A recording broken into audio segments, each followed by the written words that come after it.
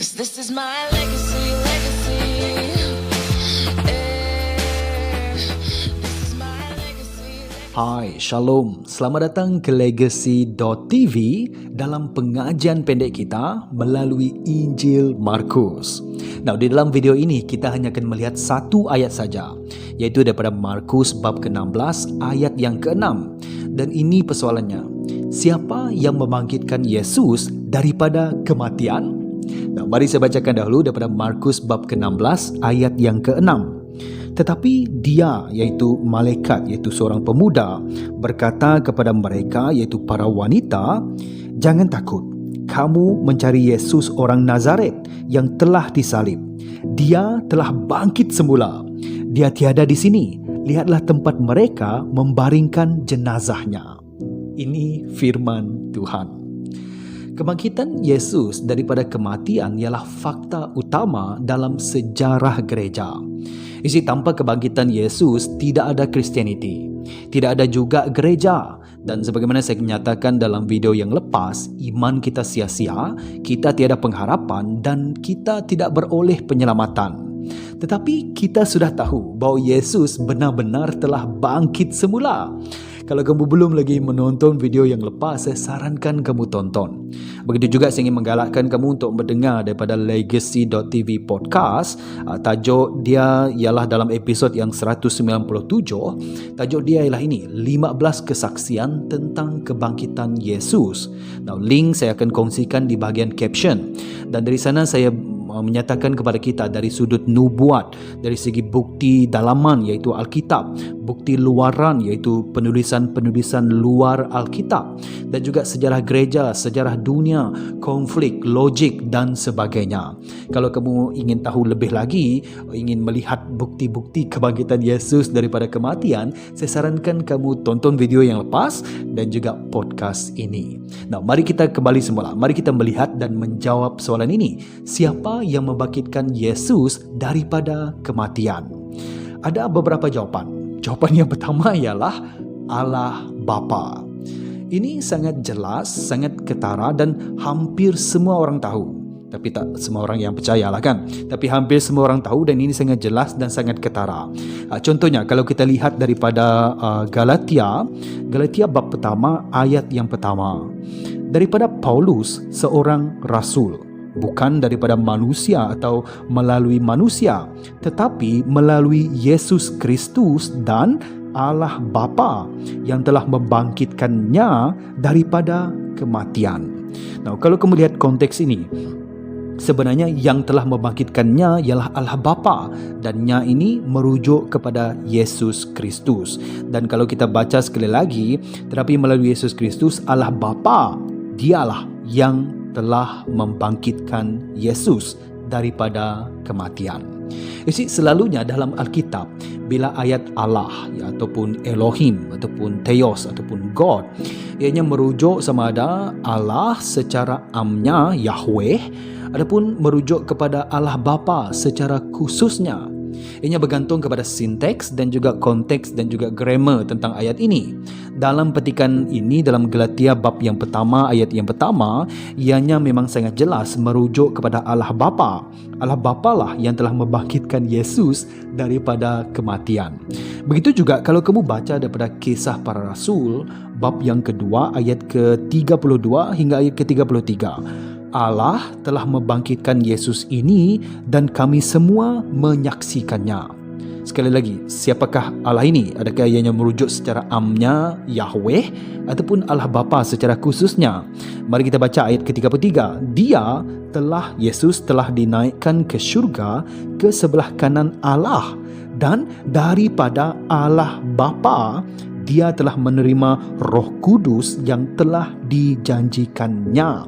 Jadi menurut konteks firman ini, Allah Bapa lah yang telah membangkitkan Yesus ini dan kami semua, kata Rasul Petrus, kami semua menyaksikannya.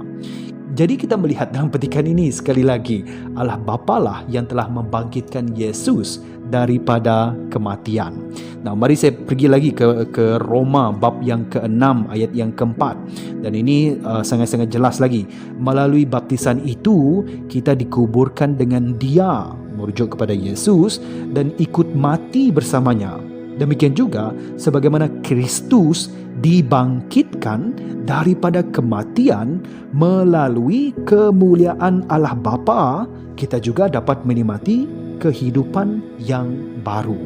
Nah, ini sekali lagi sangat jelas, Allah Bapa lah yang telah membangkitkan Yesus untuk kemuliaannya. Jadi siapa yang membangkitkan Yesus daripada kematian? Jawapan dia ialah Allah Bapa. Dengan ini kan Allah Bapa mengisytiharkan bahawa segala tentang Yesus, iaitu siapa Yesus, apa yang Yesus lakukan, ataupun firman-firman yang disampaikan Yesus ini benar. Dengan membangkitkan Yesus, dia mengiyakan Yesus. This is the seal of approval tentang semua tentang Yesus. Jadi Allah Bapa membangkitkan Yesus daripada kematian. Tapi soalan ini juga boleh dijawab dengan jawapan ini. Siapa yang membangkitkan Yesus daripada kematian? Yang kedua ialah Yesus Kristus sendiri. What? Yesus membangkitkan Yesus sendiri? Nah, mari saya jelaskan.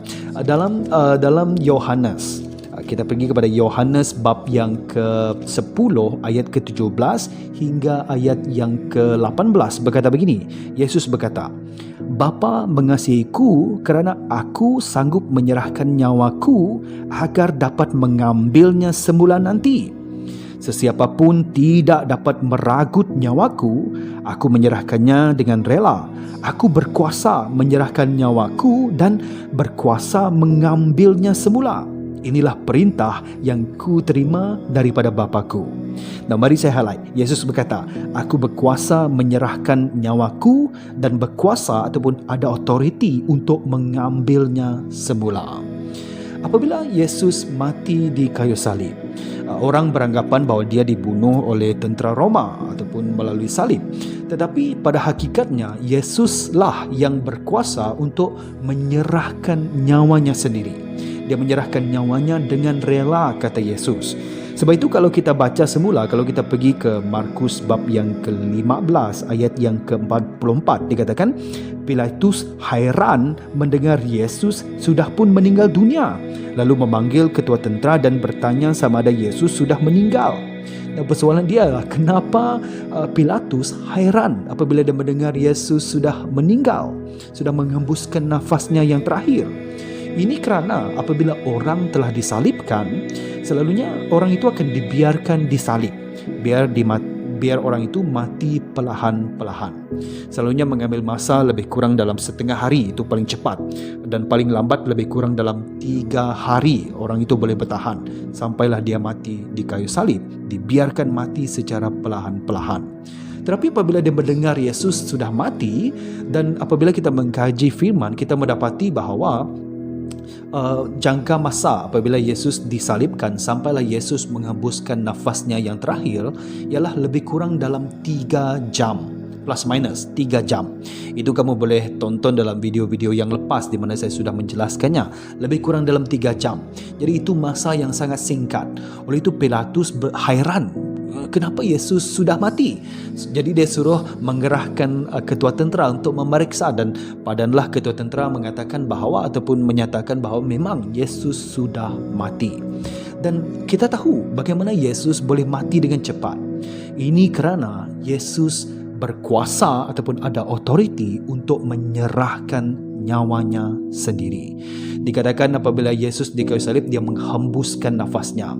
Begitu juga dengan kalau Yesus telah menyerahkan nyawanya di kayu salib, begitu juga dalam kebangkitan Yesus, dia juga berkuasa ataupun ada authority untuk mengambilnya semula. Jadi manusia boleh membunuh jasad, tapi manusia tidak ada authority ataupun kuasa terhadap nyawa Yesus. Yesus mengambilnya semula. Sebab itu apabila kita lihat di dalam Yohanes bab yang ke-11 ayat ke-25, Yesus katakan, aku ialah hidup dan kebangkitan. I am the life, the resurrection and the life, kata Yesus. Begitu juga dalam Wahyu bab yang pertama ayat yang ke-18, akulah dia yang hidup. Aku pernah mati, tetapi lihatlah, aku hidup selama-lamanya. Aku memegang anak kunci kematian dan alam maut. Memegang kunci bermaksud dia memegang authority. Yesus ada authority terhadap kematian dan juga alam maut. Jadi Yesus juga berkuasa untuk mengambilnya semula. Sebab itu dalam kebangkitan Yesus mengambil nyawanya semula. Di dalam kitab-kitab Injil semasa Yesus di kayu salib, dia, kalau kamu baca dalam Matius bab yang ke-27, Markus bab yang ke-15, Lukas bab yang ke-23, Yohanes bab yang ke-19, di semua dalam kitab-kitab Injil ini, apabila Yesus di kayu salib, kita dikatakan bahawa Yesus menyerahkan ataupun melepaskan rohnya ataupun melepaskan nyawanya. Apa yang Yesus lakukan? Yesus menyerahkan nyawanya. Jadi dengan kebangkitan Yesus Kristus, dia juga berkuasa untuk mengambilnya semula. Siapa yang membangkitkan Yesus daripada kematian? Yesus yang membangkitkan dirinya sendiri. Semua ini menunjukkan bahawa Yesus berkuasa, Yesus berdaulat, and He is unstoppable. Tapi kita ada jawapan yang ketiga. Siapa yang membangkitkan Yesus daripada kematian? Jawapan dia juga ialah Roh Kudus. Roh Kudus. Nah, mungkin ramai yang tidak tahu ataupun mungkin ramai yang tidak perasan. Tetapi Roh Kudus juga terlibat dalam kebangkitan Yesus Kristus. Kalau kita baca dalam Roma bab yang ke-8 ayat yang ke-11 berkata begini.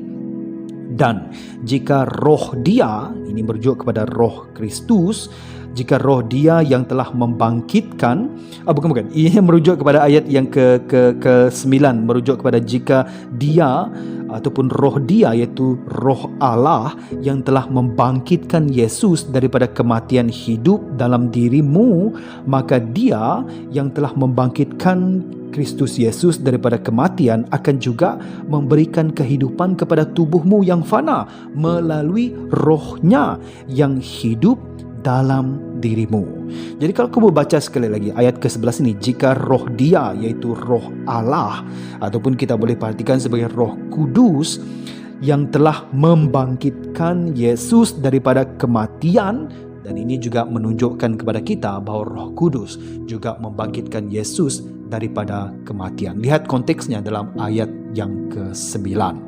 Jadi siapa yang membangkitkan Yesus daripada kematian? Yaitu Roh Kudus juga jawapan dia. Tapi kita ada satu lagi jawapan. Siapa yang membangkitkan Yesus daripada kematian?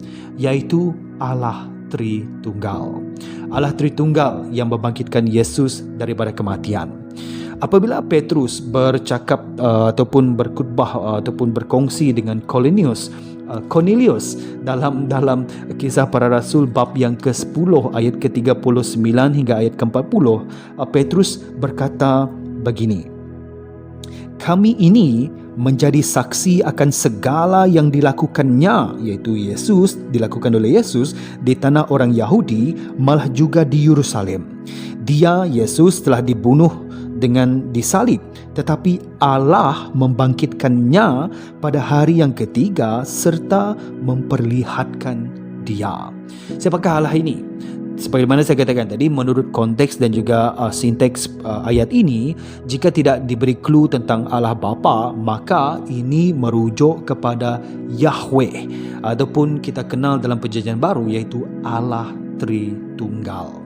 Begitu juga Paulus apabila dia berkongsi ataupun berkhutbah dengan orang Yahudi di Saumaah di Pisidia dalam Kisah Para Rasul bab ke-13 ayat ke-29 hingga ayat ke-30, dia berkata begini, setelah mereka melakukan segala yang tersurat dalam kitab suci tentangnya, iaitu tentang Yesus Kristus, mereka menurunkan jenazahnya dari salib dan meletakkannya di dalam makam. Akan tetapi Allah membangkitkannya daripada kematian. Kalau kamu lihat dalam petikan ini, sebelum dan selepas tidak dinyatakan secara khusus merujuk kepada Bapa, Allah Bapa.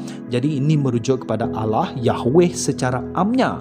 Dan kita tahu dalam Perjanjian Baru, Yahweh kita kenal lagi dengan lebih lagi, iaitu Allah Tritunggal. Itu sama seperti dalam penciptaan. Sama juga dalam keselamatan, in creation and also in salvation, dan juga dalam kebangkitan, iaitu resurrection. Ketiga-tiga pribadi, iaitu Allah Bapa, Allah Anak Yesus Kristus dan juga Roh Kudus, dalam Allah yang Esa ini semuanya terlibat. Allah Tritunggal lah yang telah membangkitkan Yesus daripada kematian. Jadi jawapan dia adalah siapa yang membangkitkan Yesus daripada kematian sebenarnya? Jawapan dia ialah Allah Tritunggal. Kalau kita cakap Allah Bapa yang membangkitkan Yesus, itu benar. Kalau kita kata Yesus yang membangkitkan dirinya sendiri, itu juga benar. Apabila kita kata Roh Kudus yang membangkitkan Yesus daripada kematian, itu juga benar. Dan apabila kita berkata bahwa Yahweh, ataupun kita kenal dengan lebih lagi Allah Tritunggal, dialah juga yang telah membangkitkan Yesus daripada kematian. Kita hanya percaya kepada satu Tuhan, tapi ada 3 pribadi. Siapa yang membangkitkan Yesus daripada kematian? Ini juga merujuk kepada kita tentang kebenaran bahwa Allah yang kita kenal, Yahweh, itu ialah Allah Tritunggal. Siapa yang membangkitkan Yesus? Allah. Allah Bapa, Yesus Kristus sendiri, Roh Kudus, Allah Tritunggal. Wow, haleluya. Sampai jumpa lagi dalam video yang akan datang.